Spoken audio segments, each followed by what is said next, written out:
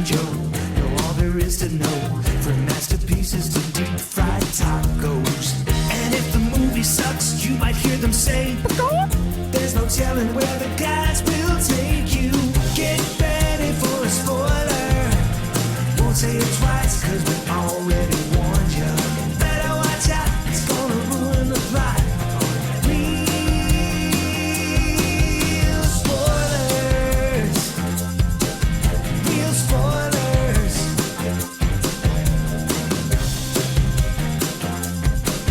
Real spoilers. Broadcasting from the lush but not lavish studios located in the basement of the O'Keefe Institute for Advanced Film Snarkitude. This is Real Spoilers, episode 703. Pray. Predator 6? But I'm saying it in my head, P-R-A-Y. Sure. Yeah. No, that makes sense. That's, Yeah. yeah. I like it. Yeah. It's a very different So, movie. I thought it was an MC Hammer biopic. I was really I mean, confused. the amount of musical biopics are happening right Yeah. now. It wouldn't surprise me. I mean, Weird Al's getting one. Which is just I can't wait for insane. that. like that Roku one. Channel looks- original. Yeah, that's. Yeah. Is it really? Yep. Oh, okay. Yeah. Okay. They'll finally get somebody to watch that. I know that may be the one because Roku Channel has all the Quibi stuff. They bought all is that Quibi. where, that where all that went? All the Quibi content went there, but they made it widescreen and like a normal, because Quibi was made to watch on your phone vertically. Right. So they did shoot it. They shot it in widescreen, So it could be- formatted it, and Okay. then they have them all originally in Wow, widescreen. boy, I would bet it would look weird in widescreen. That's what I'm because saying. everything was framed to be just dead center. Right. Just a lot of scenery. Yeah, it's just a lot of Just a lot of extra stuff on the sides. But people that love symmetry are just wilding out about yeah. it. It's all Wes Anderson watches. I was gonna say it's Yeah. a Kubrick, Wes all Anderson. Wes Anderson watches. Sometimes though, because of that, like we watched Friends. I watch sitcoms with my son, so we just pound through them. So we, Sure. and so we were doing Friends because he needs to see the classics. Of course. And there are times when, because it wasn't originally intended to air widescreen, you can see things that you're not supposed to see. Oh. Like you can see like the edge of the set, or you can see that like one of them wasn't there that day and they use like a body double for Phoebe that's so in Central weird. Perk. You got to like really kind of like know to look for it, but That's interesting. it there are some interesting things. Didn't they do that with pop The up. Simpsons? Wasn't that the one of the things with The Simpsons is they... Well, no, they didn't. They tried to take the early episodes and make stretch them them out. 16:9. That's what But it was, they yeah. didn't stretch them. They cropped them. And they Right, cropped right, them. Famous right, visual gags, Yeah. side gags. And now it's Yeah. all fixed. Yeah, Yeah. 4x3 is the way to watch it. You do not watch the early Simpsons. I have those. in I have those widescreen. on DVD. So, Yeah. and given what's happening with digital services, I made the right call. Yeah. Me and Tom are sweating over here. I feel like Voodoo's pretty safe. I I think it's know. big enough that someone would Yeah, I think acquire it. And I feel like it is too. But when Sony started pulling purchases from the PlayStation Store in Yeah. Germany and Austria, which I know, but it's like they bought that stuff too. And Right. it's Sony, so it's like, yeah, no, ugh. it's a little disconcerting. Yeah, it's- Yeah, but- I think if they tried it on $2,000 of a scale, there would just be a massive class Yeah. action. Oh lawsuit. yeah, big time. So big they time. gotta, They'll be figure it concerned out. about that. Yeah. Maybe. So, I want to start the episode with some sad news. We don't normally do sad news, Okay. but and I'm being serious. I know it's hard to tell when I'm being serious, but Should we introduce ourselves so they know who we are? Oh yeah, let's do that. It's This been a is while. Joe. This is Kevin. And this is Tom there. Now everybody knows who we are. Though, given Yeah. our voices and the recent comments on some of our posts, I'm not sure they do know who we are because Well- people think you're you and I'm me, or you're me and I I'm am you. I am being That's you right. and That's you. right. That's exactly it. What? Yeah. It happens. It happens. It's basically, if it's something that's, cancelable, It's me. Joe said it. Thank you. If it's it's something old. really old, it's me. Fair enough. Like I was explaining to people on Twitter the other day, I'm pointing to Kevin. You Yeah, can't tell because it's a podcast, but you posted a GIF from Jaws Yes. where he crushes the beer can. And I was like, I don't think younger people realize it used to be really hard to crush a beer They were can. metal. They were metal. Yeah. They were metal. Quint having that old man strength. Yeah, Yeah. like that. Like nowadays, in Animal House, it's the same thing. When they're crushing them on their heads, you're like, ha ha ha, and it's like, no, dude, those were metal beer. Doing that in cans. 2022, whatever. That Do was- in 1980. That's pre Pop Tops. Like you had to have a utensil to open a beer can. Oh, sure. Maybe yeah. not in the 70s, but definitely in the time Animal House was set. Yeah. I know it was filmed in the 70s, but it's set. That's in the true. 60s. That's true. Yeah, you have the whole key. Yeah, like you're probably not old enough to remember the Pop Tops used to actually pop No, off. yeah. And then like people would just chuck them on the ground if you were walking around barefoot, like at the boat or something. Yes. They'd just be all over the place. That was I remember I was not allowed to walk around barefoot. yeah. Depending on where I Pop was. Tops that stayed on the can was like that was a game changer. Revolutionary. Yes. So anyway, sad news. Friend of the show, Mark Jackson, has passed away. Oh, dang. And the reason I bring him up here is because he designed the Real Spoilers logo. Yeah. Like that's the guy who makes the logo that you see in your feed every week. That's I was right. wondering what was going Yeah, on. like with them. he and you might remember a couple years back. I think we talked about. I know we posted in the group, but Yeah. he had epilepsy real bad, and Yeah. it was really taking a toll on him from a cognitive standpoint. And then he had moved to Arkansas to live with some distant relatives, and I had a number for him, and then he stopped texting back, and I was like, oh no, Right. and but I didn't know the family to contact, Yeah. and then you can't. I mean, Google the name Mark Jackson. Sure. Right. Sure. Like, Sure. it's, Sure. You know, and it doesn't help. I think there's an NBA player named Mark Jackson. So, and so I found out, like through a friend of a friend of a friend, listener of the show, Jen Kramer was nice enough. I think that's how you say her last name. Was nice enough to reach out to let me know because I had no clue. Yeah. And so I thank you so much for doing that.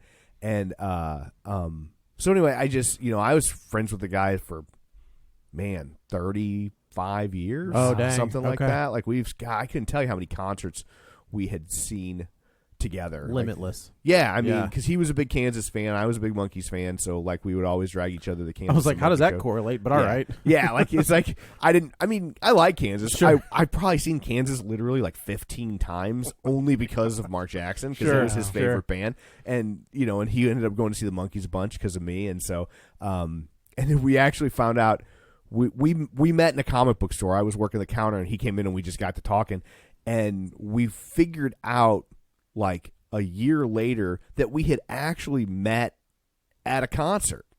We both went to go see the band America, and we were talking in the lobby. Okay. And we were like, "Wait, were you like?" That's kind of yeah, cool. it was That's pretty cool. So, That's pretty cool. But he was very talented, a really nice guy. It was sad to see. That is sad. Dang, how that sucks. the toll I'm sorry to hear that took on him, and to But- his family. Yeah, and Not that so, they may not listen, but well, still. I mean, he didn't have a lot. Like both of his parents had passed, and he had a sister who died years ago. Oh, so okay, he didn't have any like immediate family. So, so anyway, I just wanted to acknowledge that, especially since he's connected to the show he designed.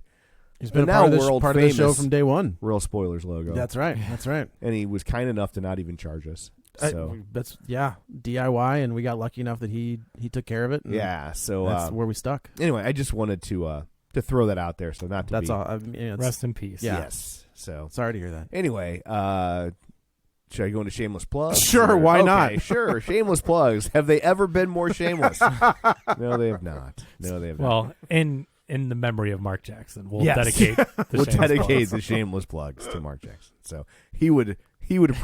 want I'm it sure that he would. way. Yeah, that's how he would like he it. would find that funny. I mean, he was my friend for 35 years. He couldn't be my friend for that long without having that kind of sense Right. of humor. So I assure you, he would find it funny. So shameless plugs. Don't forget we're available on Apple Podcasts, Spotify, Google Podcasts, wherever you find us, or wherever you find a podcast, you can find us. Wherever you find us, you can find a podcast. It works both ways. You can also find us on Facebook, facebook.com/Real Spoilers. While you're there, like the page, join the group. The group is called the League of Show Sharers because we're hoping maybe you'll share an episode with a friend. People who were kind enough to share an episode over the past 2 weeks, because I was out last week because I was on a cruise. And I don't know what I'm doing. And So these two were too lazy to do it. So here we go. Heather Sachs, Gabriel Lugo, Julianne Jordan, Tammy Sherman Powers. Wait. Tammy Lynn Powers Betts. that's a different one. Because she got married. Oh, So congratulations. congratulations. That's awesome. Yeah, so congrats on that. And so that's now how we have the Brad Hyman rule. Now we have the Tammy Lynn Powers Betts rule, Okay. which is if you get married and your name changes that week, we do both. Okay, I And- like it. I like it. Yeah, Yeah, totally. It's the And- anti-Brad Hyan rule. Yeah, it's the anti-Brad Hyan rule. And you deserve the extra, right? Because she got married and she still found time to share an episode. That's fair. So if That's you fair. haven't shared an episode yet and you listen, what's your excuse? None. I had COVID. Quick answer: none. None. But the challenge is, see, you have to be a guest on the show the week before you get married, share it, and then you still get to have your old name read because That's your old name. You know, you just have that's to the week. anti Brad Hyan No. rule. Yeah. No, wait. Then it's just the Brad Hyan rule. I'm gonna think this through.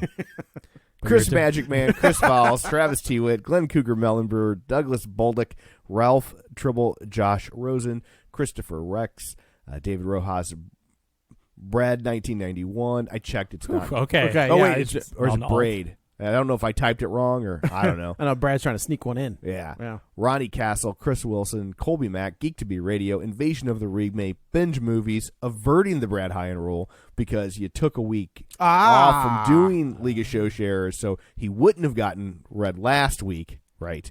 Right. But since he shared the following week's episode, Yes. and we had to do two at once, he gets to sneak in. Smooth. And we get to irritate Brad Hyan, Which is just the best. always a blast. Nostalgia Cast. But you didn't read his name, did you? Jason from Binge Movies. Let's just binge movies. Okay. But that he uses that as his Yeah, sole yeah, got account. it. Okay. So, yeah. So, Nostalgia Cast, Mike, and Oscar, In Session Film, Randy Schulman, Matt Neglia, Galactic Ditto. I can't tell you how close I came. I caught my own mistake of I thought for a hot second, I actually typed it. I know you did. Galactic Dildo. That's exactly where I went with it. And so, Sorry. and now I'm hoping. Now I'm gotta go see if there is a Galactic Dildo. If not, trademark real spoilers. Yeah. Yeah. Elle is not well. No relation to the Galactic Dildo. She's just not well. Feel and Film, Ryan Terry from the Force of Crowd podcast, Vertigay 314, Real Recon, Spoiler Piece Theater, Batman Rye Guy, Crooked Table Productions, Minorities Report, ATL Bone and Bread, Chris Williams. Did I read that one? No, I don't think so. Banji 85, Man, we're on a roll. Piecing It Together podcast, the Manic Pixie Weirdo podcast, and that's it because the last one I typed twice. So, All right. so Sweet. there's all. That. That's a lot. That is You need a lot. break? I do. I'm gonna go take a nap. So, Before we get started, I think the it would Talk be about Patreon? Oh yeah. oh yeah, we got a Patreon, patreon.com/real spoilers. Where for $5 a month you get all sorts of bonus content, and we love you long time. That's right. And there'll be we've got what have we got? Evil Dead 1 is up. Yep. Evil then Dead 2's coming. And Evil Army of Darkness was recorded, and that'll be up in a little bit. And then we're Okay. going to do the remake here next week. I feel like it'd be remiss if we didn't, we haven't been in the room in a while, and there's been some wackadoo news coming out of a certain company that may or may not produce comic book movies anymore. I have no idea. We're gonna keep doing it. It's so There's obviously one company you can trust for a solid comic book movie franchise and property. It's DC Comics and their parent company. And they've gotten rid of that title because it's just DC.com now. They've gotten rid of the comics altogether. What a crazy... But the C stands for comics. I get DC Comics, yeah.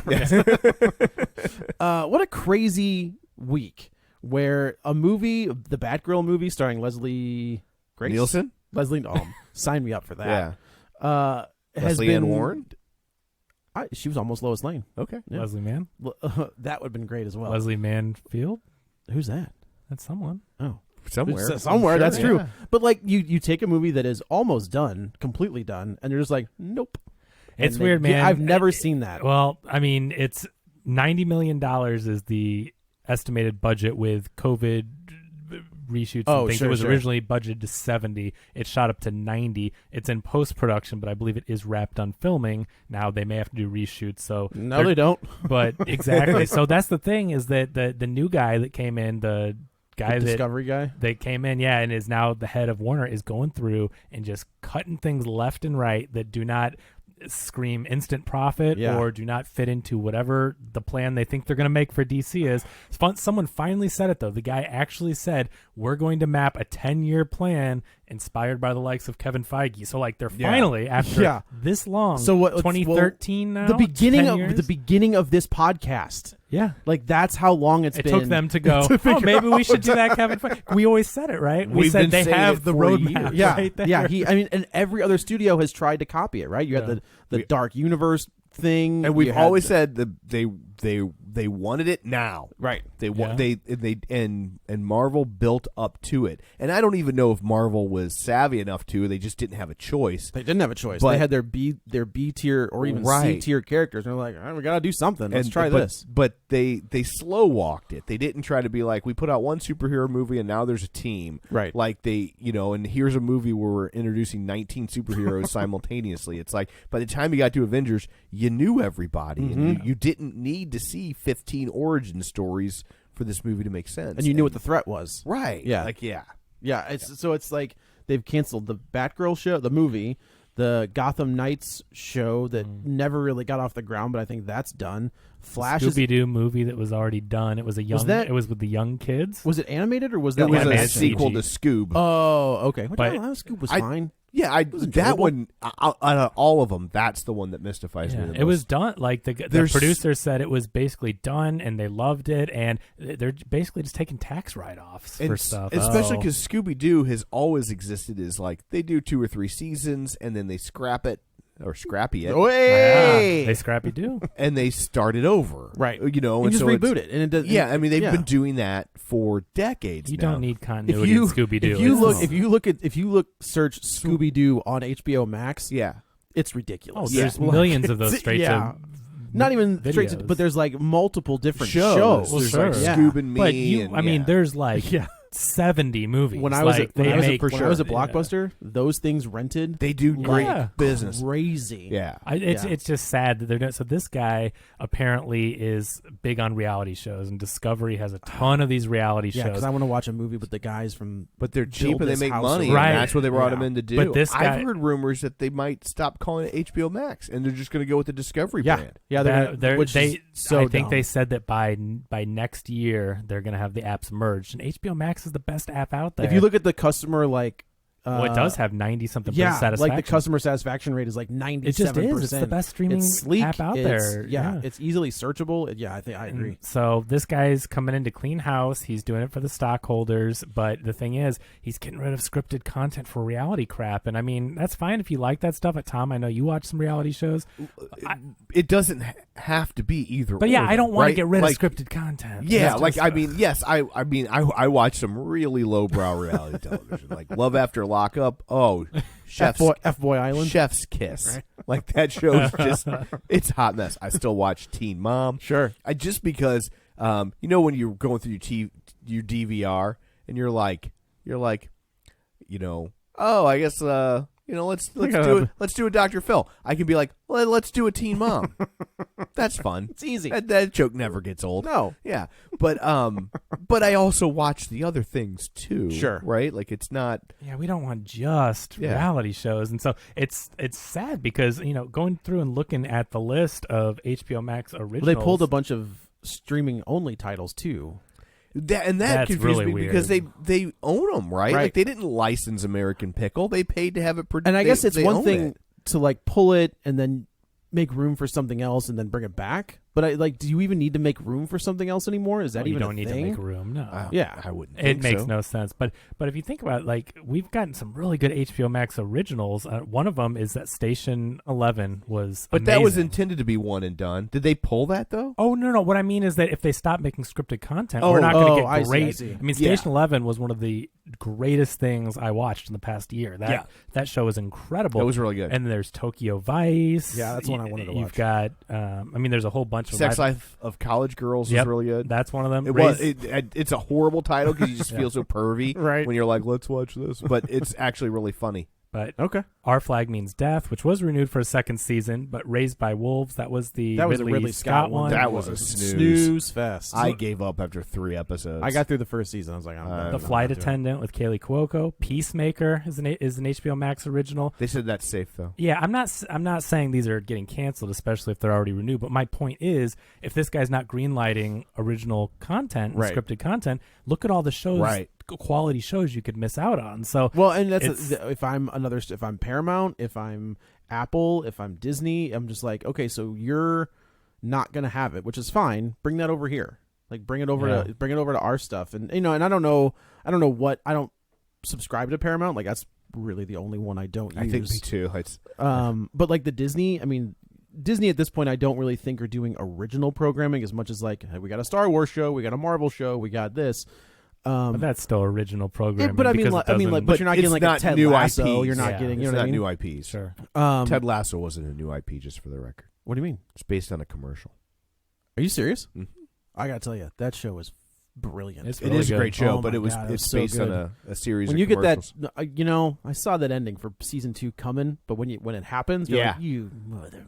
Yeah. But no, like if HBO, which I feel like has always been the standard bearer for original programming, scripted programming for a long time, I would say Home going box back to office. The Sopranos. They right? created The it Sopranos, as a pay cable network to have premium. No, before The stuff. Sopranos, you had Oz and The Wire. Oh, that's true. Yeah. So Yeah. okay, so even going back even Yeah. further, right? they're the place. They Like- were setting the standard. But this guy's Discovery. That's the problem. That's He doesn't insane care to about me. home box office. He cares about 90 Day Fiance. I don't know the shows, Yeah. but he cares about this reality stuff because, like you said, you follow people around with a camera. That's your Yeah. budget, Right. And it sucks though because I mean that's fine if you want to watch that, but look at the list of shows we named. And those are scripted content. And we've Top gotten tier shows. incredible content on Yeah. HBO Max. So it's sad, and he's a numbers guy, so yeah, it may be good for the stock, but people, if they're going to jump ship, like non-reality people, they're going to be like, well, this I'm has, good. This has Well, no I shows also for think me. that then what does that mean for HBO? You're kind of damaging the HBO brand if Big you leave time. it called HBO, and if you just have HBO be a cable station, like you might as well make them a radio channel. What's the point? Like you're putting them in the dustbin of history. Yeah. You're putting it in the words of Toy Story. You're going up on the top shelf. Yeah. Yeah, that for sucks sure. to buy HBO and then get rid of it, basically. Which is just insane. Like, I mean, it's the oldest one, right? It's the oldest, like, premium cable channel, right? Or was it like Showtime? It was the first one. I think HBO was It was the first. first Yeah. one. They all copied HBO. Yeah, which is just bonkers. Yeah. So if they are going to scrap the DC, and it sounds like, I mean, Jim Lee said at Comic-Con, like, the Snyderverse is gone, but we've still got all these other movies that are So tied there's in. an upside. Yeah, right. It is insane. I mean, I guess if you look at the money, right, like, Batgirl was only $90 million. The Flash is $200 million. But they haven't scrapped the Flash. That's what I'm saying. Like, crazy. I think it's insane. That's I think the fact that as soon as that movie goes out, everything that's going on with, you can bleep me on this, for brains, like, it's going to come out. It's going to be front and center. You're going to get zero, whether the movie's good or not, you're going to get zero good press. I don't think people care. There's no way. I don't think they care. People may not care, but the stories that are going to be coming out are when I that know, movie comes out. but- are But just why gonna- do people not care about him, but they care about Kevin Spacey That's, I mean, or the guy who sells timeshares in the Caribbean now? which is just talk Yeah. about. You know, I think they know stuff we don't about Ezra Miller, and I can't help but think that when it all comes out, like there's like a psychotic break happening. It's not just a personality flaw that the guy like. Oh, for sure. That I think they're hoping that people will be more willing to turn a blind eye to it because they'll be able to sell the idea of There was like, a mental health break. like this guy had a severe mental health crisis. They're a person too, not a guy. Sorry. Oh, yeah, Well, I right, was right, using right. guy in the gender neutral sense. We're all guys. Yeah. Hey, man. Hey, man. Yeah. Yeah. But you know that they had a severe mental health. Well, I certainly. could definitely see that being a spin. The signs are all Yeah. there. That is sure. definitely what's happening. So Yeah. hopefully they get help and figure this out because right now they're driving around the country with a bulletproof vest and And a gun. right? Yeah. Thinking that the FBI and other The Ku organizations Klux Klan. are tailing them. Yeah. So Yikes. it's Where do you- clearly. so if you were to reboot it, who do you start with? Out of just not they've characters. already got it. I Black think Adam to me is the reboot. I guess, but I think the Batman is their universe. He's Man. I hear you. They see the box office. They see the quality. Matt Reeves, Robert Pattinson, all that's there. They've got the Penguin show in development. I think Maybe. that's your new DCEU, Maybe. and then they branch off that. I think it's difficult to slide a Superman into that world. I think so too. like Like, it's difficult to slide any superpower. right. person. The Batman works because it doesn't have other things that it needs to attach to. I think it's going to be. I think that's going to be the struggle. I'm not saying it can't be done. Yeah. But to try and there's no superhero supernatural element to this world of the Batman that we've seen. It's very, detective driven, which is good, but it also makes it a lot harder to have connective tissue to these more outlandish concepts. I agree. And so I think that's going to be the struggle there. I think if it were me, I would take Black Adam, which you've already got bits and pieces of the Justice Society, and then go from there. Let Black Adam be your reboot, and then go however you need to go. Hopefully from it's there. good. Yeah, well, that's true. I guess we'll see. Yeah. See, I think it makes sense to start with Superman because he's got a foot in both worlds. He can have that, quote unquote realistic aspect, but he has superpowers. But the problem is they've gone to that well so damn many times and messed it up. So to try to do it again seems to me. I would do Black Adam and then let Superman be your Nick Fury, where we've run it up. Black Adam is now in the present day. End of that movie is Superman coming to Black Adam and be like, look, we need some help, and you might be the guy to help us in this whatever the situation is, and then go from there. Well, that's definitely why The Flash has been delayed. Whatever happens in The Flash, if it releases, I think will lead us into what actually is going to be. Maybe. They have to keep delaying it to figure out how they're going to reboot this thing. But my money is on, just for the record, I think the Batman will be their starting point, because this guy is a big theatrical guy, and he sees the success of that Batman and the quality of it. And that's the other thing is he's scrapping TV stuff. He's scrapping Batgirl as a TV movie. It feels like it's all the extra DC, the extra universes are kind of getting, we're getting rid of all of that. See, the Flash is staying because it's theatrical. This guy wants theatrical because it makes money. TV streaming doesn't make money. You get subscribers, but you know what I mean? You're lost leading there and whatever. He wants movie comes out, $1 billion. Movie, whatever. Right. And reality shows cost nothing. Put those on streaming. There's nowhere in the middle for this prestige television, which we've grown so accustomed to, and it's excellent. But he wants to see the immediate bottom line of release money. Interesting. We'll see what happens, but it doesn't look good over there. No, it does not. So anyway, Prey. Now that we're 30 minutes in. Who knew that Dan Trachtenberg, we did. We did 10 Cloverfield Lane, which I think we all loved. Yeah, right? Which is a brilliant phenomenal movie. Brilliant might be a little, but I thought it was pretty brilliant. But it was really good. Yeah, really good. They somehow made you forget that it was a Cloverfield movie until the last 30 minutes, 10 minutes, and then you're like, oh yeah, this is a Cloverfield. Because it wasn't even titled that at first, right? No one knew it was a Cloverfield movie, and then they attached it to try to market. Is that what it was? Yeah, it originally was going to be a total the bunker secret or something. Yeah, no one knew it was, and then all of a sudden they called it 10 Cloverfield, and you're like, oh. Wait, what? Yeah. And then the entire time you're watching it, you're not entirely sure that it is a Cloverfield movie until she drives away, and you're like, oh, well, okay. The Predator franchise is weird. It's a weird franchise, right? So I think one is one of the greatest action movies ever made. It's a great bait and switch, because then it turns into a monster movie in the last 30 minutes. And then, all of the other ones are not as great. I like Predator 2. Predator 2 is a fun, weird movie.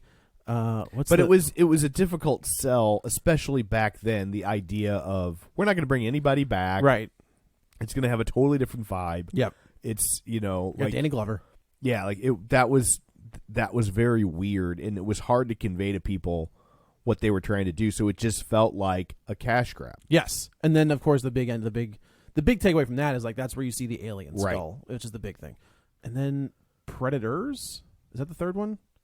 Did they wait that long before? Well, there was an Alien versus Predator. Those, all right. They're out there. You're right. Alien, AVP, and AVPR are both out there, and they are not good.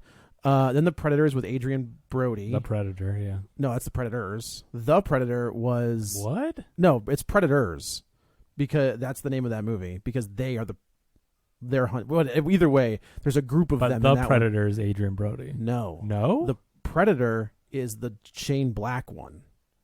So Predator 1987 is Predator. Predator 2, AVP, AVPR, Predators with an S. Okay. Is the Adrian Brody one. Okay. And then The Predator is the Shane Black one that we have done on this show that is not good. Okay.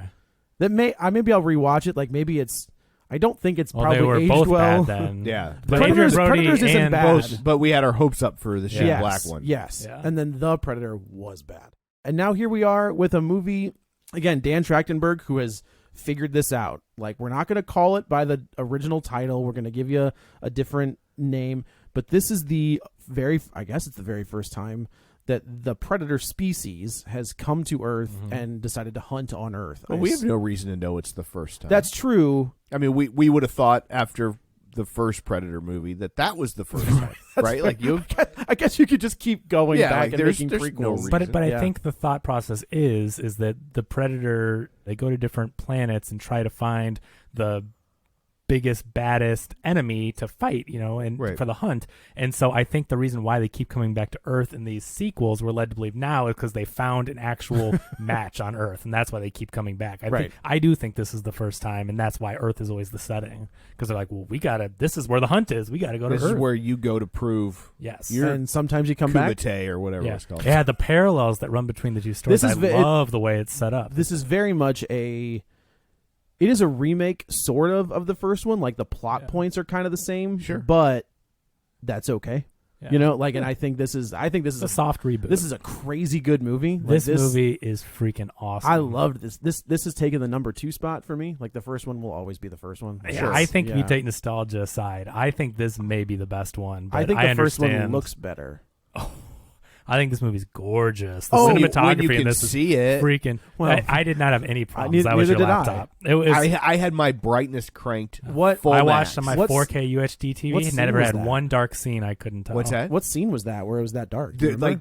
If the grizzly bear scene, so weird. If the closed captions didn't say bear growls, I would have had no idea what was going on. No, I saw that. Every time it went to night, it was virtually impossible for me to see. That's so weird. I promise you, that's not happened one time, because I watched it after you showed us that. Not one scene was dark like that. Yeah, so same that was deal. the computer or whatever. And it's a computer's in front. It's an LG. No, I get it, but yeah, that did not I wonder if happen. it was just like a weird. I even went and adjusted my brightness to max brightness because it was so I couldn't see anything. Could you see anything at all? A little bit. I mean, I did cherry pick the absolute worst part to complain about, but it was I had a lot of trouble seeing the night scenes. Okay. No, so this is like we said, it's the first. We assume it's the first time a predator has come to Earth. They drop them off. It really is. It's a good bait and switch. Yeah, there's 2 parallel stories that run throughout the entire thing. So you have the Native Americans, who the whole cast is Native American. It's great. It's fantastic representation, and it is in 1719? 1719. And so the Great Plains, I think, is what it said. The Great North Plains. There it is. Yeah. So you've got the time period. You have the indigenous people who are there before other people start coming, and so it's interesting because they start dropping little clues that they're not the only ones there. But I love how they don't just spell it out.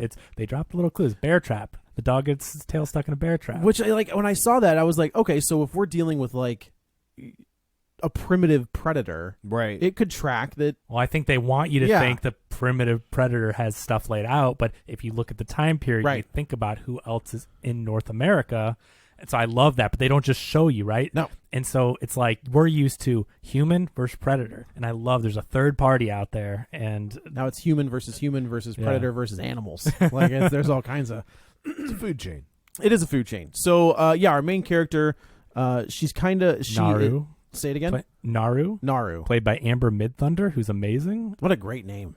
Yeah, that's an amazing. Well, and her brother, played by Dakota Beavers, he was badass. Come on, these are native. Midthunder is. Oh yeah, dope. Their names are awesome though. It really you've got Michelle Thrush plays the mother. You have the chief, Julian Black Antelope is the actor's name. Yeah. But these are again for representation. When you're making this about the Native Americans, the indigenous people.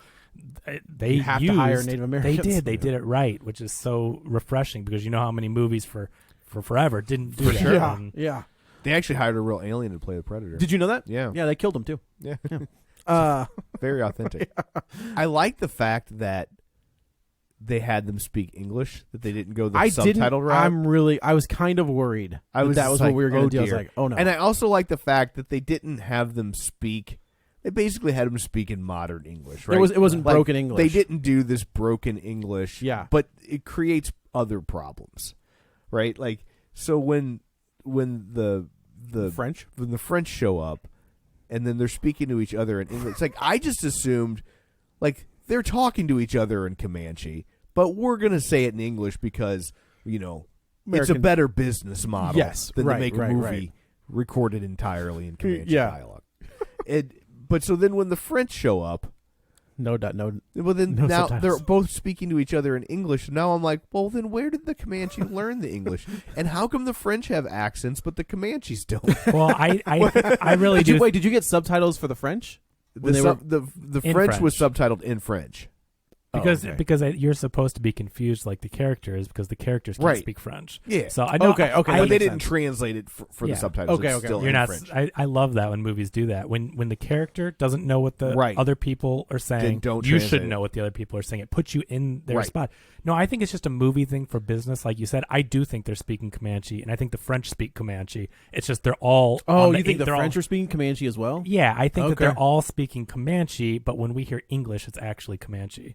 That's to explain because man, I think you're giving those French folks the benefit. Are you thinking? Well, he said we speak a lot of languages, and so I Oh, think they do. He said I speak a lot. Yeah. of languages. Yeah. because the other people don't know Comanche or English; they're speaking French. Okay. It's just him; he's their translator. Sure. So I think that he has learned Comanche from dealing with the indigenous people as they're there. So That makes sense. And so I do think it's a way to just for the audience to not have to read subtitles, not have I personally wish it were in Comanche the whole movie. There's a dub of it, but I think it'd be cool because I like subtitles. But I am happy with the way they did it. I think it was pretty smooth because they start off speaking Comanche, then you hear English, and it's just English the rest of the movie. So I have one more quibble about the predator himself. Okay. Or his species. Well, we don't know. Yeah. God, don't cancel us over predator pronouns. They've had no technological advancements in 245 years. No, Sure they have. They shoot blasters now. Yeah, instead of by the time arrows. by the time we get to Predator 1987, the first Predator, he's got that shoulder cannon. Yeah, there's a lot of. He's got like the metal mask that's got visor. all of the. He's got a skull in this movie. Okay. Not a, Yeah, So he's got long. like he's It got didn't like seem like radically no, he different. does. He has the shoulder blaster. He's got like the bombs or something. Yeah, he's got bombs, and he's Yeah. got like the big metal mask that has like the oxygen tubes like attached to it. Remember, like when he pulls it off, it like sprays oxygen everywhere. This is a very primitive Predator. I It will really say is. that like I can't figure out how the cannon works from the helmet that I thought was just bone.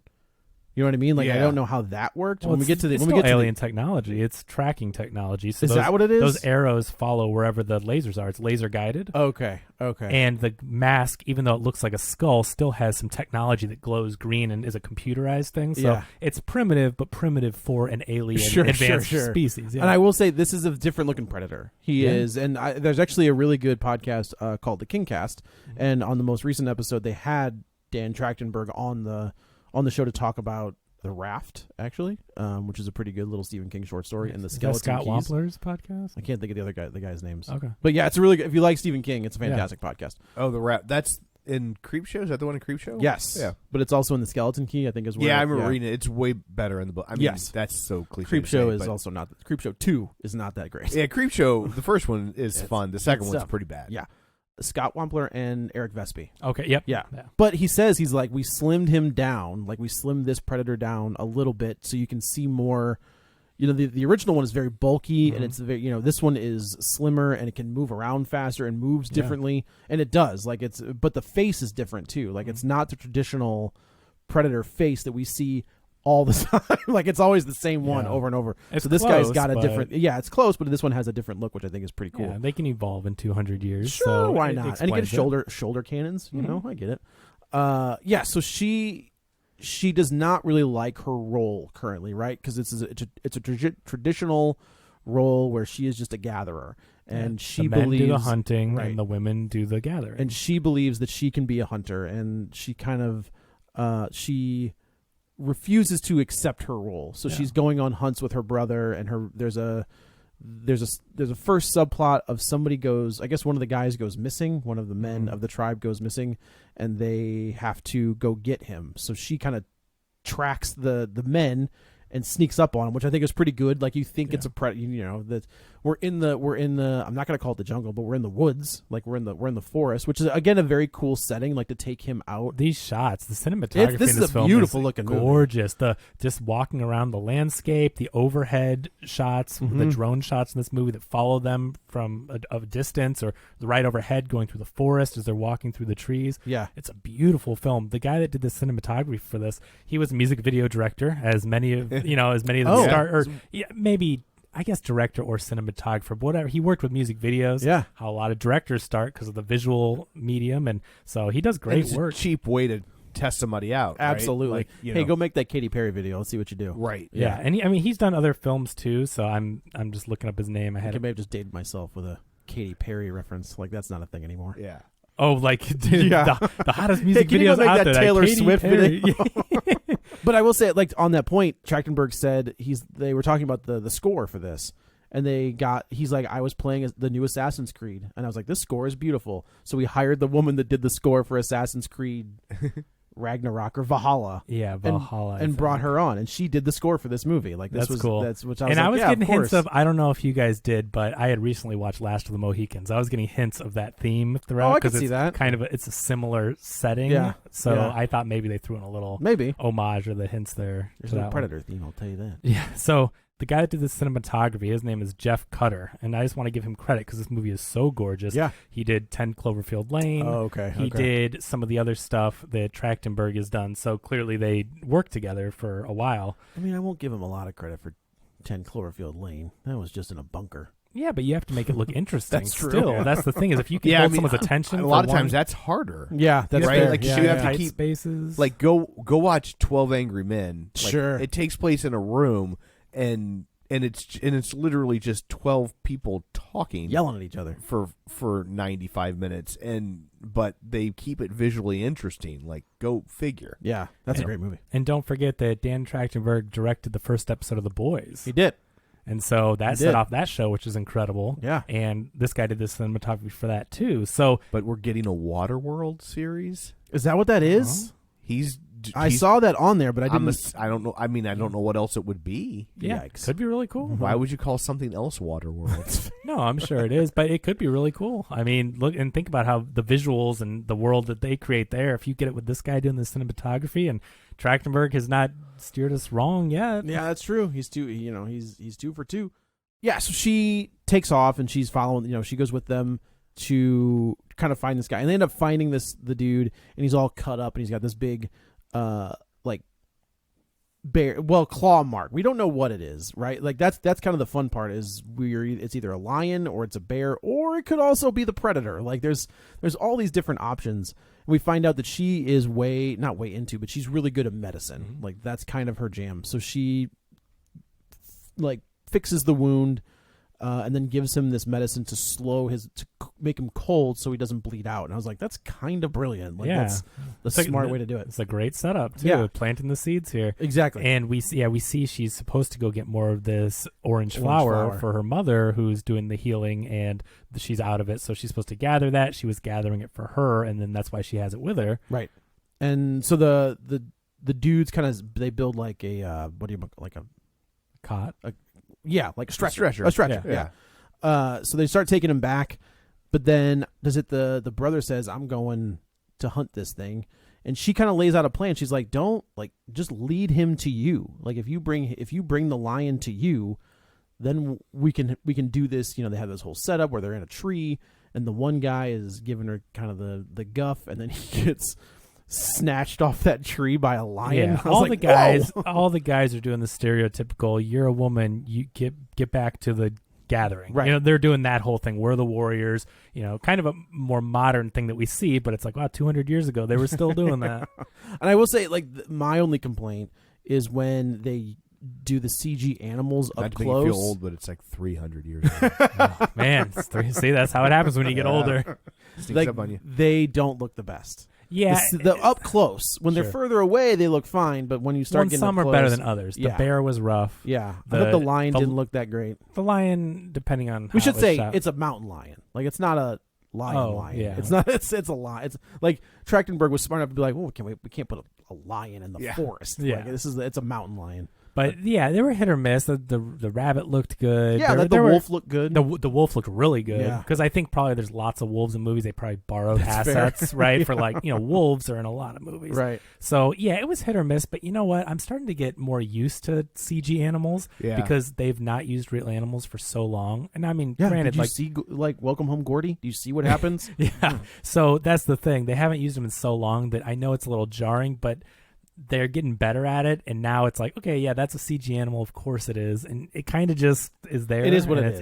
Yeah. That dog was a real dog until it's doing crazy stuff and fighting lions and all that, but it's a real dog. They adopted for the film and trained it. Okay. And in interviews, they said it was tough at certain times because the dog was really energetic and friendly and wanted to play. But yeah, they waited for the dog to hit its marks. And he was good. The dog was good. Like I like when really she's good. walking through like the village or the camp, and like the dog's just like prancing next to her, like looking back and forth. I was like, oh, it's moving like a real dog. Like that's kind of cool. And that's really historically accurate. That is the kind of dog that the indigenous people used. Oh, really? To hunt. Okay. So this movie's very faithful, and the representation of the culture, from my understanding from reading, is very accurate. Yeah. So I appreciate all that. No, totally. And it feels authentic. It does. It does. You've got the actors, you have the setting, and also like the on-location stuff. Now, granted, the on-location is the forest and the woods, but still, they're building the teepees, if you will. They built a lot of practical sets, and I will say another thing I appreciated is the practical sets and the practical effects. Yes. Like yes. the predator, the makeup, the practical movement of the face and everything. You know how I feel about that. So when you see him move, and obviously, for the far away shots, you got to do what you got to do, right? But when Turning you're invisible, when you're up close and you're punching the thing or you're taking shots at it, I was like, this is a real great. guy in a costume and makeup, and I think that's a testament to the whole just the craft of this film and how well made it is, and then also look how good this movie is and how much of it is practical. There's a correlation there because you're not getting taken out every 5 minutes going, oh, that CG was bad. That looked fake. There's a weight to most of it. The only thing was the animals, like you said. Do you think that it's not as noticeable because it's not on the big screen?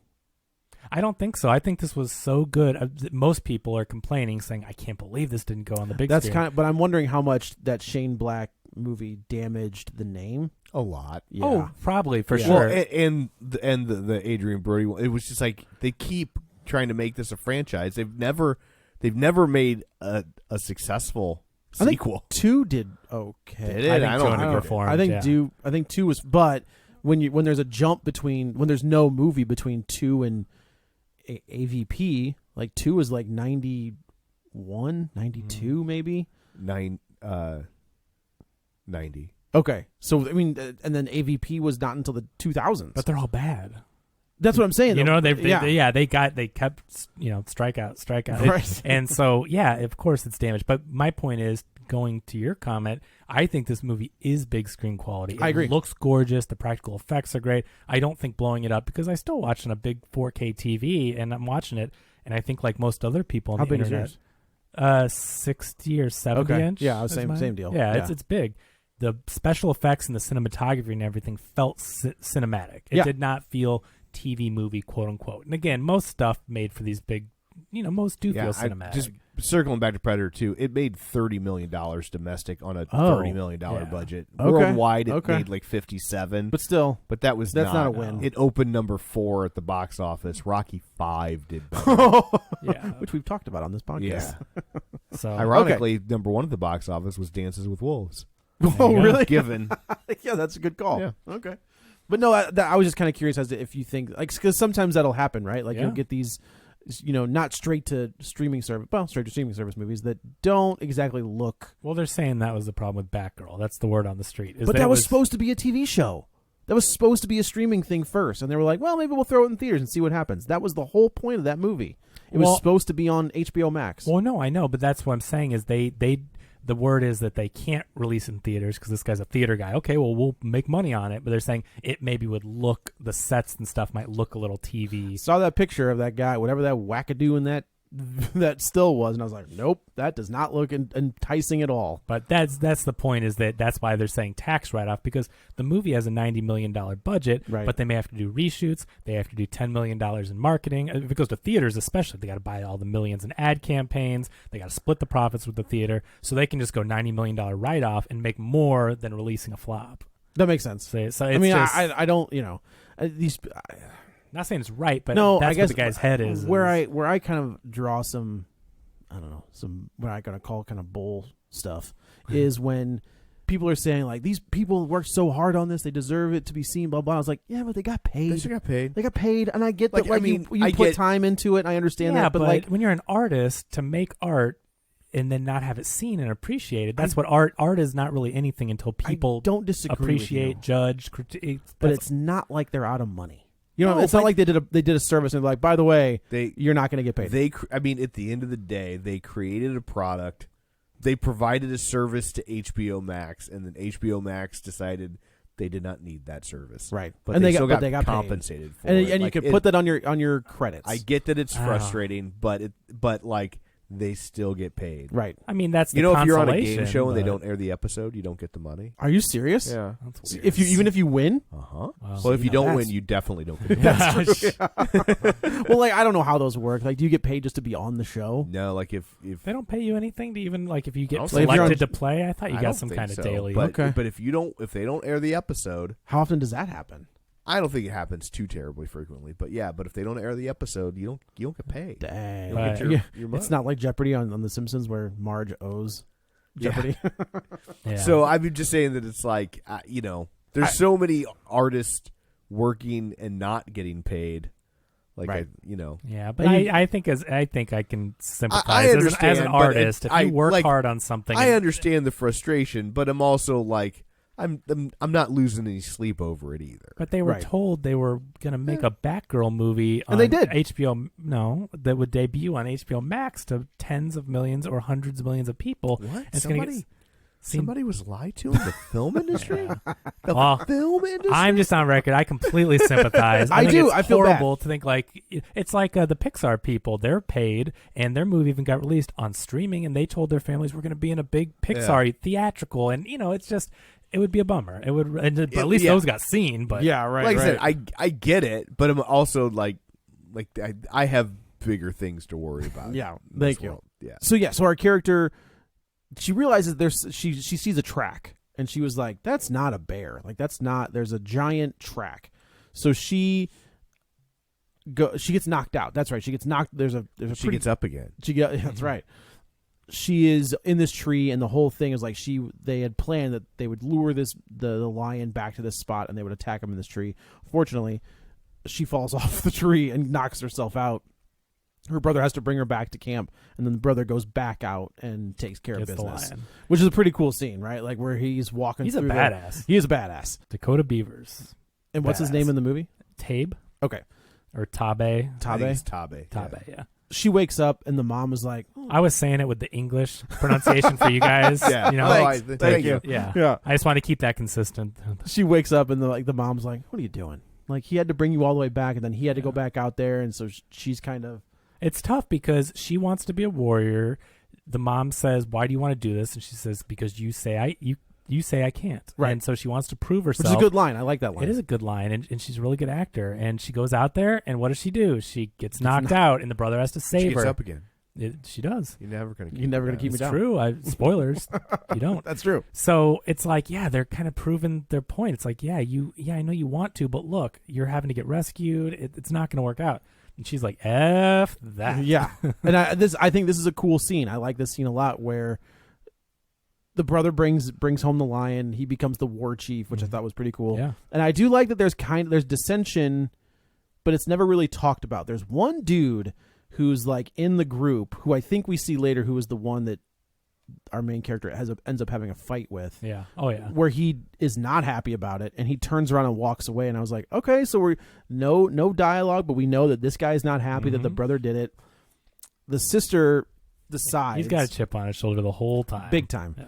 She decides to go off on her own. There's a great scene where, and obviously it's a little on the nose, but I liked it anyway, where she is like all of the women are walking one way and she is starting to walk that way, and she's like, nope, throws down her little bag, grabs her weapons, and starts walking the opposite, like against traffic, basically.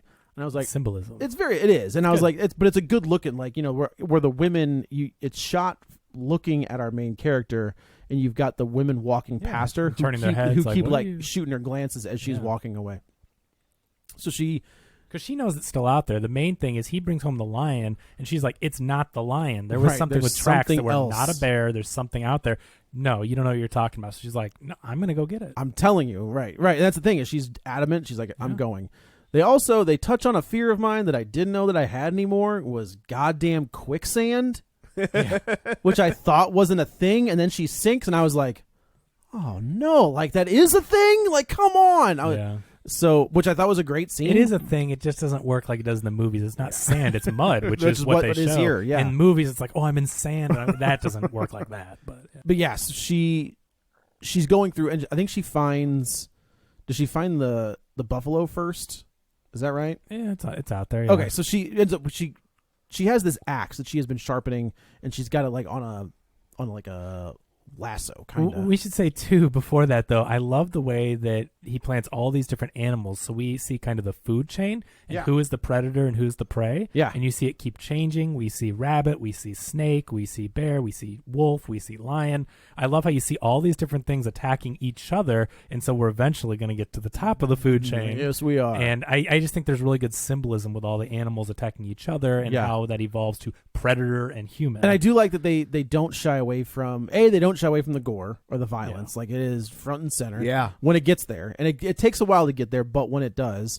And I also like that they keep with the theme of the predator, where he's just collecting skulls, right? So you see he takes a snake and he cuts the snake open. Because he doesn't know what the biggest foe will be yet. He's collecting them to bring home the skull of whatever the worthy adversary is. Yeah. So we get a snake skull, we get a wolf skull, we get a bear. That bear fight was cool. Like, that was a cool fight, So I've heard. Well, the bear fight happens in the day. That's the weird part. It's not nighttime. He's fighting them in the daytime. I think a bear maybe is walking around at night at one point, but they're in the stream. Different when the bear was stalking. Yeah, because they're in the stream in the daytime. So if you didn't see that, you really got something wrong. But he's collecting. Yeah, you're right. His skulls are getting bigger and bigger. I like how he uses acid spray or whatever to melt down everything around it, so he's left with the skull. Is that what he was cool doing? Effect. Yeah. Okay, he's melting down the skin and blood and everything, and it's just a skull. It's cool. But I was thinking of like what he was. So that's not.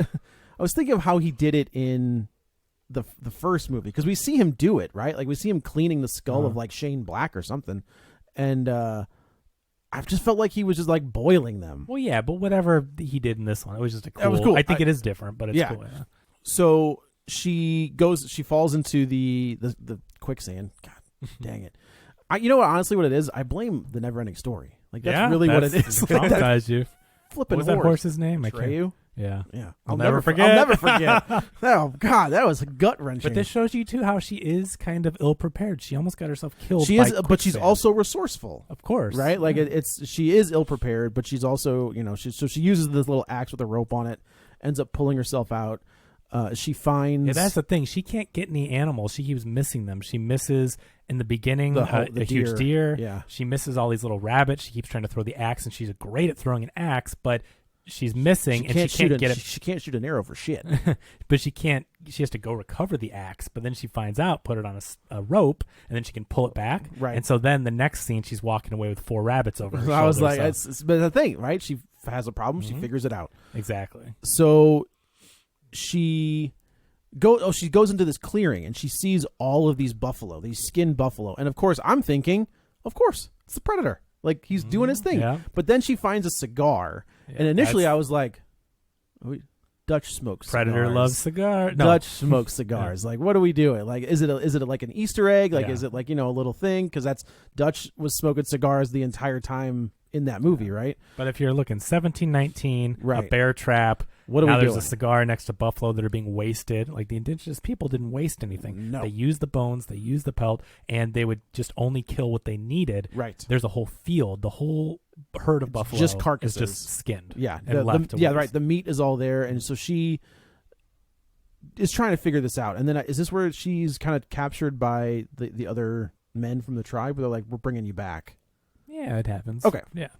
So they bring her back, and they're fighting her, and this is where we get an idea of like what she can do, because we haven't really seen what she can do in a fight, right?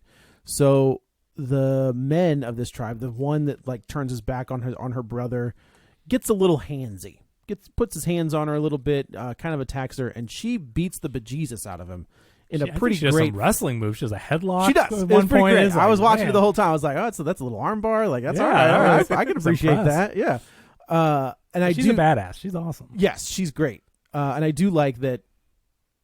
He basically, she punches him in the mouth, and he was like, forget it. Like, you know, everybody. He doesn't want anything else to do with this gal. And then does she? Oh, this is where the predator attacks them, because he views them as a threat. Yeah. And he goes after all of them and just picking them off. And not, you know, in the first Predator, there's kind of like hints at violence, right? Like you see when they kill the Native American guy off screen, they kill Shane Black? Duke off screen. Well, I guess you see the muck come up from the back of Duke's head.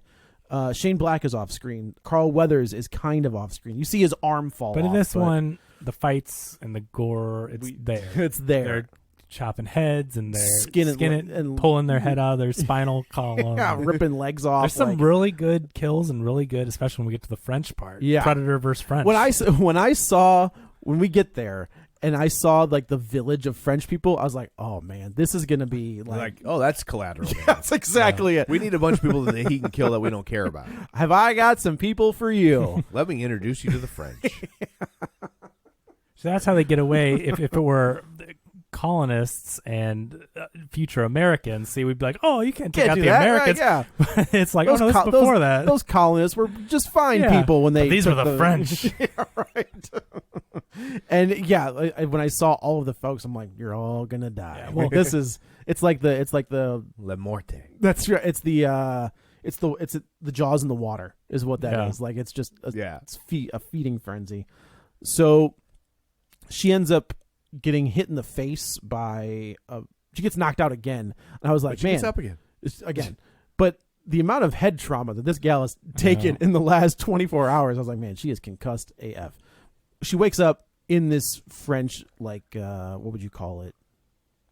Camp, I guess. Encampment. And she's not really sure what's going on. The French are like, look, we know something is out there, and we need your help to tell us where it is. And she was like, no, I'm not doing that.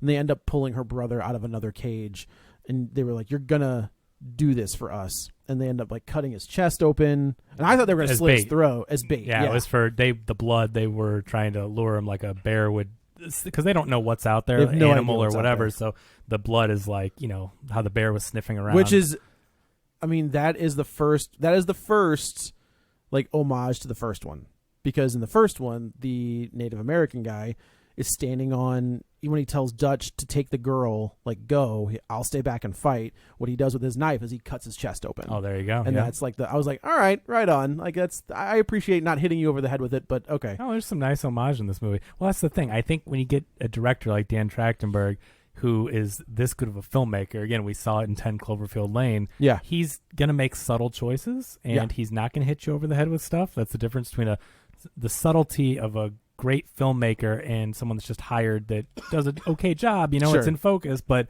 you know, let's put homage, let's put Easter egg, let's put whatever, you know, let's put all this fan service in. Yeah. This is subtle, and it works. Yes, and it works really well. They're in the woods, and this is the second homage. And these are the only two where they're back to back up against this tree, and so the predator starts picking off Frenchmen, and then they like pop out of their traps. Oh, that's right. To try that's to right. attack him, Yeah, and he starts just slaughtering the French, and the two main characters are able to untie. But what themselves. she says is like, look, don't move. Like, he didn't attack me when we were at the other thing because he doesn't view us as a threat. He's like, she got in a bear trap. Yeah. Oh, that's right. That's and right. It walked up and saw her on the chain and realized that she was not a threat. She was the prey. Yeah. It only attacks predators. That's the thing. He's a predator. He wants to take on the biggest, baddest predator from Earth, and prey is of no interest to him. He's a warrior. He's not a hunter. He's actually a warrior. He's trying to find the adversary. Exactly. So she says, like, don't move. Like, it doesn't view us as anything. Like, let it do its thing first, and then we'll do our thing. And he says, if it bleeds, we can kill it, which is a line from the first, which is a line from the first movie. I was like, yeah, all right. It's the equivalent of like that 3 notes of the Rocky I was theme. thinking the exact same thing in Creed, and I loved his line delivery on it because he didn't like wink at the camera yes. or Make it a bigger line than it was. Like he's just like he's arrived at the same conclusion. Right. If it can bleed, you and it also logically makes sense that like, well, it's bleeding, so like we can do more damage. We've done damage, so we can do more damage. Right. Let's go do it. Fan service should be under-delivered. Otherwise, it looks like a wink. That's right? exactly it. Yeah. You just say it. You're right. It's a, what do they call that? Like, it's the same thought process. So, yeah, you're just going to be stating the same fact, but without the same cadence. If you say the same inflection and cadence, then that character knows. It's not like they didn't do the handshake. You know what I mean? Yeah. Like, they didn't do that. They Naru, you son of a bitch. It reminds me of in Everything Everywhere All at Once, where he says like, "Your hair never falls in quite the same way." You're like he's doing that line from Story of a Girl, but he had never heard the song, and so he's just saying it. So they didn't tell him it was a song because really? Because they wanted him to say they didn't want awesome. him to mimic the cadence of the line. That's pretty great. Which is why it hits you weird because he doesn't say it in that rhythm. You're talking about Ki Kwan. Yeah. And so it kind of reminded me of that. Like I almost wondered like did this guy never see the first movie and it's just a line to him. It's interesting. It's kind of awesome to see how people interpret things that they don't know are based on pre-existing writing or properties or whatever, because then it's like, how do you take this line or whatever it is, this situation, and interpret what's your interpretation? Yeah. And not of this is a quote or this is a remake of a scene or whatnot. It's like, how do you take this concept and apply it to your acting and apply it to the scene? So don't tell them it was from something else. Yeah. Let them do their thing. This scene is bonkers. Like it's straight up Predator. Like we can see the Predator, and I will like it's a little bit different. Like the camouflage is also a little bit different, but he is tearing through all of the French folks. Like it does not matter. He is gutting them and pulling their arms off, and like just doing. We get to see the shield for the first time where he decapitates a guy. It's great. Yeah, like it's what I mean by this is it's a soft remake of the original one. This is how the original one builds up, right? Yeah. Like it's Dutch and his crew in the jungle trying. Yeah, it's a very similar premise. Like yes, group of people in the wild going mano to mano. You've got with the one Predator. main character, and I guess Carl Weathers is kind of the other main character, but and the brother is here too, kind of. That's what I'm saying. Like so. Carl Weathers is kind of the bad guy as well. Oh, okay. Spoilers for 1987's Predator. Well, they hide the Predator too, which is really good. They do the thing similar to Jaws, similar. To Yeah. You don't see the Predator except for a distance. They don't show you the whole non-camouflage Predator. You don't see the face until the mask comes off. One ugly son of a bitch. Yeah. He takes the skull thing comes off at some point. Through the middle. Well, I think she does damage to it or something because she that's takes the end. it. Oh, but we do see it off. Maybe when he's fighting the French or something, it comes off at some point. And you see it. And then he puts it back on. Yeah, to me, it's when he kills the bear and he guts the bear and like holds it over his head, and the blood, and like you see like how big he is, and I was like, that's a really dope. cool reveal to the camouflage. Is he's shown because the blood, right? The bear's blood. The bear, he gutted a bear. I mean, he just like slams that bear. The bear's actually getting some licks in. You see some green blood, and then he's just like, nope, good night. One of the cool things that I thought was when that wolf attacks him and the wolf bites his leg, and you see like the green blood on the wolf's teeth. And I was like, that's a nice little touch. Like, of course, normally I wouldn't even think anything of it, but because the Predator has a different color blood, like just it's to show damage. Yeah. And you I was see like, the green that's blood kinda wherever cool. there's damage. Yeah. And we're so used to seeing red blood and whatnot. So it is cool that you see it on different weapons that damage him, the animal's teeth and the mouth. Or it's neat that they showed some damage because this Predator, although he's really good, he's still out there doing his test too. Right. So, and that's again running parallel to Naru's test is she's out there trying to get her kill and come back to her tribe. He's getting dropped off by his predator. Can't remember the real name of their species, but Predators. The Predators. Yeah. He's getting dropped off to get his kill and bring the skill back. Have they ever said their real name? Is there a real name? There is, yeah. There's a lot of comic books too. Like if you ever go to there's like, so many. Good Lord. Marvel now has the rights because, they own merger, everything. right? Predator is known as a Yata or a Hishkuten. God bless you. Yes. Well, and this is on Disney Plus in the international market. Oh, is it really? Yeah. Oh, that makes sense. It's on something called, I think, Star Plus in Latin America. Okay. And then Hulu in America, and then Disney Plus everywhere else. It's only a matter of time, right? You got to think, though, they're going to merge those There's not two much at some use point, of Hulu, especially right? now that they've got passwords for rated R stuff on Just throw it on Disney. there. Yeah, I think mean, they will eventually. Hell, if Discovery and HBO can merge together, you know? It's just, but Hulu still has a lot of other channel stuff, so they make money from. It's not just Fox; it's all the other ABC. That makes sense. So they get back to the village, or not the village, but the French camp, the French encampment, and it's the same plot, right? It's the same. The brother ends up saying, he's like, your plan was right about that lion. He's like, it did exactly what you said it would do, and that's how I got it. Yeah. So let's do it again. And they set up the predator in here, and there's this is another great fight between, it's one thing when it's Arnold Schwarzenegger or Danny Glover fighting, because at that point Schwarzenegger is like big and bulky. He's huge and he's fighting this thing, and you're like, okay, this makes sense. The scene where he's bending the bow is like, all right, we just need a scene so we can get Arnold to flex, and that's the. But Taabe is riding horseback, jumping off the horse to. Yeah, he's much him. smaller, and what's the sister's name? Naru is like, she's sliding. She's using her she slides speed, a lot. yeah, which is great. Yeah. I think and I will say that one of my complaints always is the fight choreography. It's choppy, and in this one it is a little choppy, but they pull back enough, and I feel like she's not experienced enough as a character that she wouldn't be as smooth. Yeah. You know what I mean? So like having it be a little choppy, but letting her do her thing and seeing all of her movements and jumping on the predator's back and like doing everything.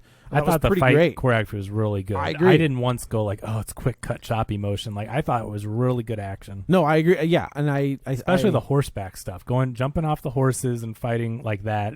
Right. Yeah. So the brother ends up. We realize that this is not going to go well. Like the predator is just kind of chopping his way through everybody, and the brother decides, he's like, you got to go, like you got to get back to the village. This is my final stand. I'm not. Well, they had him dead to rights, but then he turns on his invisibility, right, and then he was gone, and then you don't know where he is, Yeah. and he shows up, and the brother basically before says, like, this is your test. This is your test. Bring him back. Right. And so the predator shows up and shanks him. and guts the brother from behind. And it's a cool visual, right? Because the predator does still have those giant Wolverine claws, Yeah, right through his chest. Right. Like lifts him up. Yeah. And then basically she fights him off, and she is smart. He's outsmarts him. able to stab him or something so she can get away because he tells her to run. Oh, that's right. Because with his last strength, the predator he takes turns a around dagger or something. No, it's the wolf's head. He grabs that wolf's head off of the predator and like shoves it into his leg or whatever. So she does away and does her trap thing. Yes, she sets the whole, very much like the first one, where she sets up the traps and she does. Predator comes into the village, and is this where she jumps off the? Well, she meets the language, the French interpreter guy. Oh, right. Back at the village, and he says, "Save me! I'll give you this gun and show you how to use it if you save me." His leg has been chopped off by the predator. She uses that medicine on him, and so his blood. This is where she realizes that he doesn't see the French guy. Right. She's like, it doesn't see him. He's on the ground playing dead, and the predator, like the ones in the other movies, use heat signatures. Yeah. And we see from the POV, the predator POV, that there's no heat signature on him, except for the predator steps on him and he makes a noise, and then the predator kills him. He's like, oh, you sneaky. But she gets the idea to use the herb on herself so that she has stealth camouflage like him. But he also gives her this gun, and you know the significance of that gun? No. That is the gun in Predator 2 that the Predators hand Danny Glover. Oh, that's pretty great. That's the gun. I knew it had to mean something, right? When they show the name, and I was like, well, I can't even see the name, but Raphael, whatever. That is the exact gun that the Predators give as a reward to Danny Glover. So now we have an origin story that it came from this guy. Somehow it's going to end up. But wait a minute, how does it get back to the Predator? Well, no, we don't. I mean, there's going to be, there's 300 years. There's more to come. But the point is, though, we have an origin story of where that gun came from, which is really cool. That's fun. Fun. So, yeah, she ends up fighting the Predator here. And it's like like I said, she's jumping off like tree branches, and she's doing it's a pretty great fight. And so she takes the gun and she blows his tracking mask off. That's what it was. And then sets it up. And she grabs the mask, and then she sets up this whole thing. And we go back to the quicksand. She catches him in the quicksand, and then the targeting thing is on the predator. She sets up the mask Yeah. in like woods so he doesn't see it, right? Yeah, it's just aimed at him, but it's hidden. But she ends up, the predator comes in, she jumps off the tree, starts knifing him. Yeah. And then he throws her off or whatever, and then he gets stuck in the quicksand. Right. And then you see the targeting lights go on him. Yes. And he goes to shoot his arrows at her without the targeting, not knowing the targeting is on. Right. And then it goes to him. Blows his brains out. So they circle back around and get him. Right. And I was like, all right, that's pretty slick. That's That's cool. pretty good. She outsmarted him. She outsmarted him. That's right.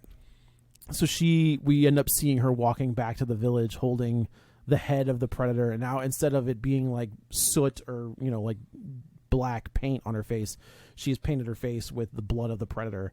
And I was Yeah, like, it was cool, That not was the a green. dope visual. Yeah. Like that was pretty cool. So she's the war chief. Now she is the war chief, and she kicks the head to the to the chief of the tribe, and He does the ritual. and that and that's how this one ends. Like this is a pretty. It's crazy that it took this long to get a good sequel, like a legit, not like this is a pretty fun This is movie. great. Like this is Yeah, it was really well done. this is really well done, and I hope Trachtenberg gets more stuff that's not like Waterworld. 10 Cloverfield sure Lane he will. is. and Waterworld was an interesting concept. That's so what yeah. All I think of Dana Carvey as Ross Perot describing Waterworld. Like that's what I think of every time I hear but him. I think that in the right hands, it could be salvageable. Maybe. That's what I'm saying. But look what he did with Predator. Those movies were bad, and he took the concept of Predator and made an awesome one. Yeah. And Waterworld's a good concept, so even if the execution wasn't all there, the world building, again, like the way he did with On Location and all the indigenous people, the real sets that were built and how he stayed true to that, if he can build a world that's this post-apocalyptic crazy world and make it feel lived in and real, Yeah. I think he can do it. And Probably. and it's not like that's going to be his last thing. I mean, that's a series, but I'm sure with the success of these two films, he probably can do. It's funny on that podcast, the two hosts were kind of like throwing ideas, like what if it was Schwarzenegger? What if, what if they bring Dutch back? And I think there's something else in the works with him with this franchise because he was like, Oh, 10 Predator Lane. yeah, 10 Predator Lane. That's exactly it. But like they would throw out these different ideas for bringing Dutch back. Well, you watched the end credits, right? I watched all the way through. Yeah. Why? Okay. Well, there's the teasers in the credits. What do you mean? Well, so at the end of the movie, Oh, then no, I didn't. I was like, I looked at I the bar. scrolled to see. I was looking for to give you the something. you have to preview. actually watch the credits. I'm not So doing that. it wasn't that long. It was the graphic credits. They so the end of the movie has visual credits that roll, and they actually hired a real Native American artist to draw in the style of cave paintings, and it retold the story like a lot of credits do, but Yeah. it was retelling the story of this movie in cave paintings. And at the very end, you see 3 Predator ships show up. Oh, really? So leading to, they're coming back to either, see what happened to their guy or come fight. 3 of them are going to take, but I mean, Sure. I'm not saying that's for sure, but it is alluded to. Well, that they are and what returning. I'm saying is like they were throwing out ideas of Dutch coming back, and Sure. because that was the deal at the end of the Shane Black one. Yeah. Is that when that pod opened, it was supposed to be Dutch in the Yeah. pod, and of course it was like the weird bodysuit or something. Yeah.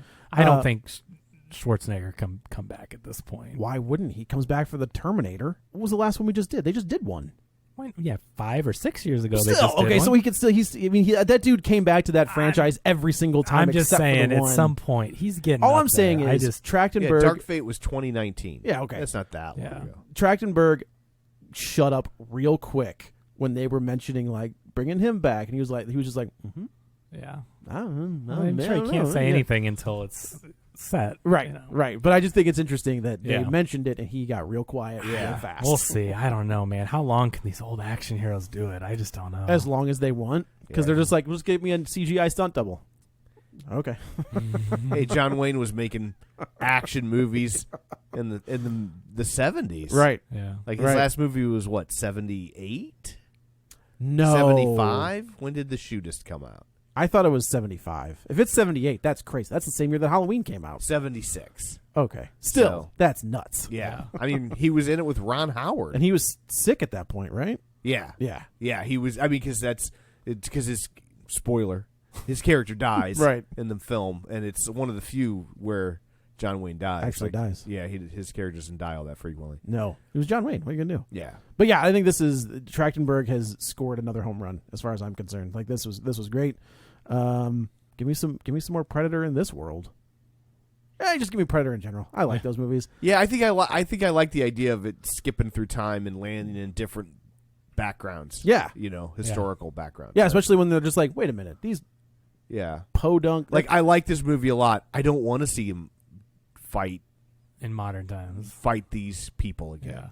Yeah. Let me see him fighting someone in World War II. I want to see him fight Vikings. They should have him travel throughout trying to find. But it just has to be before this because these are the formidable adversaries, right? So you got to go back in time and fight older. But to me, it's like they have to have a reason to come back, right? So if they, this is the first time. If they've been defeated here, they're like, okay, maybe there's something on this planet. That's true. But then they keep coming back and they keep dying. Like maybe at one point, like I don't want to go there anymore. Like they keep killing us.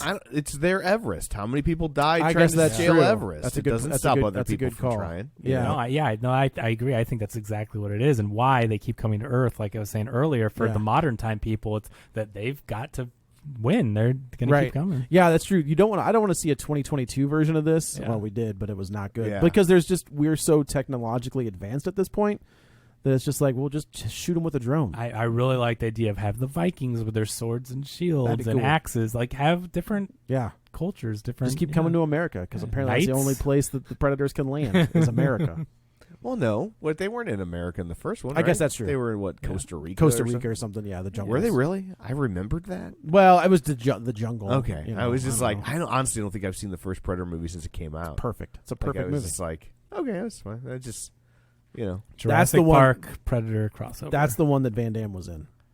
Van Damme was the original Predator, and he couldn't like move in the suit like they wanted him to, and he kept overheating, and they were just like, never mind.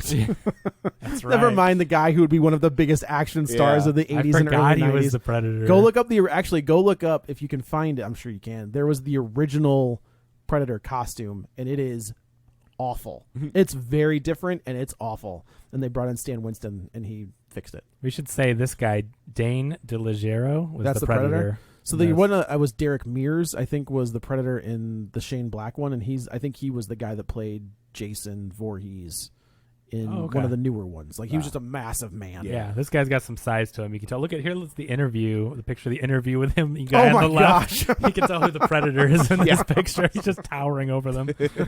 But yeah, this is great. Go check it. It's on Hulu. You're not paying anything for it. It's a 2-hour, hour 45. Yeah, like I think it was hour 39. Oh, perfect. Yeah, totally worth your time.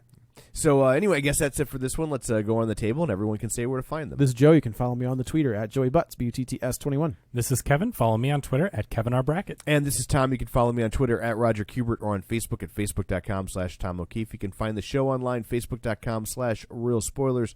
While you're there, like the page, join the group, all that stuff. And also don't forget we have a Patreon, Patreon.com/Real Spoilers, where for $5 a month you get all sorts of bonus content, and it helps us out. We greatly appreciate it. So that's it for this one. Thanks for tuning in. And until next time, the creature deems Dutch a worthy opponent. Get ready for a spoiler. Won't say it twice, 'cause we all